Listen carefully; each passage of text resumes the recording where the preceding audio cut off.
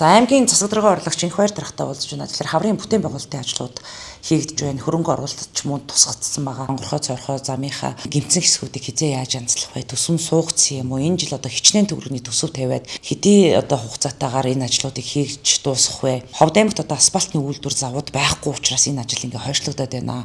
Дулаан бүлээний үйлрэлт л одоо бүтээн байгуулалтын ажил хамгийн чанартай хийгддэг гэсэн ийм зүйлийг ярьж байна л та. За тийм ээ. За ингээд бас сайтаар танаас сайтаар дамжуулж ховдынхаа иргэдэд бас өнөөдрийн мэндийг дэвшүүлье. За бид бүхэн бас энэ жил Ховд аймгийнхаа бүтээн байгуулалт улсын болон орон нутгийн хөрөнгө оруулалтаар их олон ажлууд төлөвлөсөн.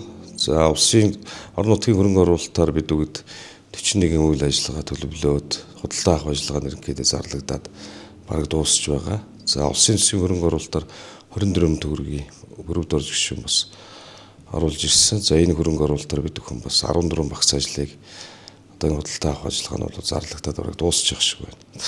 Тэгээ энэ хүрээндээ бид бүхэн бас энэ замын асуудал. За Ховд аймагт энэ жил зам алчны хороолол 6.5 км зам тавигдана. За дээшээ яг паркийн дээдлэр урагш хан жаргаланд хям хүртэл 1.5 км зам тавигдана. Шин суурьшлийн бүс үе дээдлийн нөгөө 245 гагийн газар бол энэ жил бас нэг 2.4 орчим километр зам бол тавигдахаар ингээ худалдаа авах ажиллагаанууд зарлагдаа явж байгаа. За өнгөрсөн жил бид бүхэн бас энэ зам нөхөх ажил дээр 150 сая төгрөг тавигдаад хийгдсэн. Тийм боловч бас энэ жил дахиад бас хагархаа цорхоо бол бас гарцсан байгаа.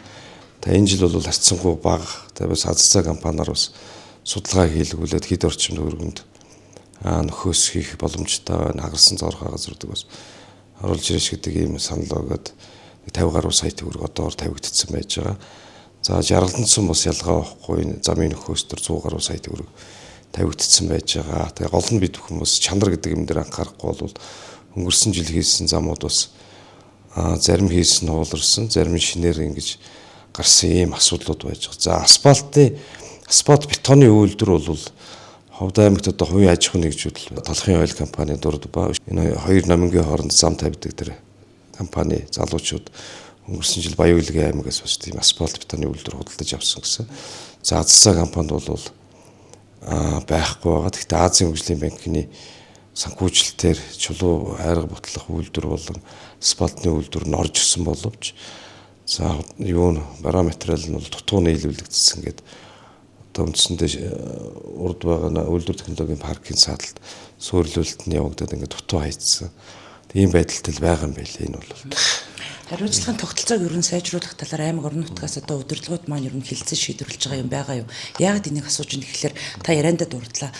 Замын одоо ажлууд бас чанаргүй хийгдснээс болж одоо энэ эвдрэл гарч байна гэдэг. Нөгөө талаар бас яг бүтээн байгуулалтын үйлрэлтэй холбогдуулаад барилгын компаниуд за шугам сүлжээ одоо засахч байдаг юм уу? Одоо дулааны станцууд ч гэдэг юм уу? Ийм ерөн эвдрэлийг гаргадаг тийм ээ. Тэгчээд эргээд засварлах ажил нь ингээд хийгддэггүй юм шүүмжлэлт агуулдаг шүү дээ. Энэ дээр ер нь аймаг орон нутгаас ер нь ямар шаардлагыг хүргүүлдэг та бүхний тавьсан шаардлагыг тухайн одоо барилгын компаниуд аж ахуйн нэгжүүд хүлээн зөвшөөрч биелүүлж чадчихна уугүй юу? За энэ дэр мэдээж чанарын асуудал яригдах хэрэгтэй. Бид бүгд одоо улсаас орон нутгаас төсөв гаргаад хийгээд байдаг. Тэгээ чанаргүй жил болоод эвдэрдэг гэдэг юм уу? Ийм асуудлууд мэрсэр байгаа. Энийг бол ярьж байгаа. Шаардлага тавьж байгаа холбогдох байгууллагуудад нь. За энэ зам сэтэлдэг асуудал бас хүмүүсийн анхаарал татаад байх шиг байна. Тэгэхээр одоо бид одоо бас энэ зам сэтэл дээр одоо журам гаргаж байна. Тэгээд 6 сарын иргэдийн хурлаар оруулж одоо батлуулна. Тэр нэг тодорхой шаардлага байхгүй бол одоо яг ингээл жаргалан сумаас ингээл тодорхой 5 сарын 1-ээс 11 сарын 1 хүртэл зам сэтэлж болно гэж зөвшөөрөл өгчдөг. Тодорхой яг ямар стандартаар ямар дараалтаа хийж байгаа энэ бол байхгүй байгаа. Тэгэхээр бид бас мэрэгжлийн инженер энэ хүмүүстэй ярьж хагаад зам сэтэлж байгаа нөхцөл доор нь одоо ерөнхийдөө үе шатны нэгтрүүлдэг заавал хийхгүй бол одоо зарим хийсэн замуудад ингээд доошоо суулт өгöd байгаа шүү.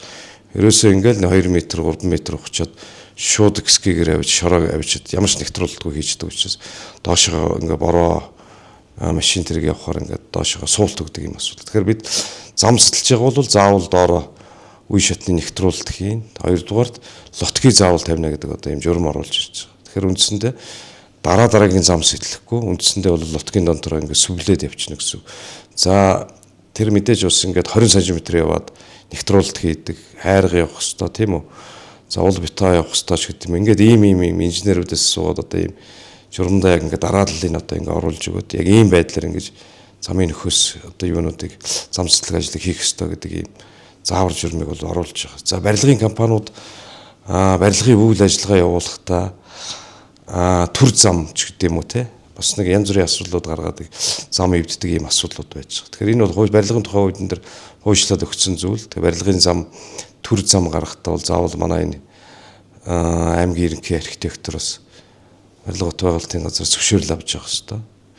Тэгээ ийм байгаа. За энд бол хяналт тавьдаг газар нь бол барилгын улсын байцаагч хяналтаа тавиа явж байгаа.